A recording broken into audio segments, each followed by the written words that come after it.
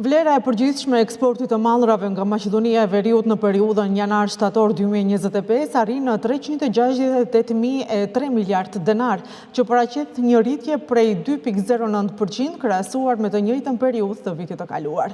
Vlera e mallrave të importuara arrin në 523.2 miliard denar dhe është rritur për 3.59%, njoftojnë kështu nga enti shtetëror i statistikave.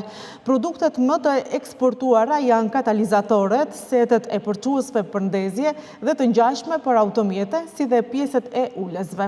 Në import dominojnë vajrat e naftës, metalet e grupit të platinës, platina dhe lidhjet e platinës, si dhe automjetet motorike për transportin e njerëzve.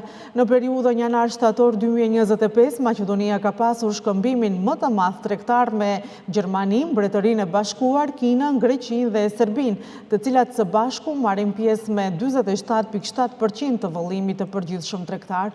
Vendet anëtare të Bashkimit Evropian përbëjnë 59.6% të shkëmbimit të përgjithshëm tregtar të jashtëm.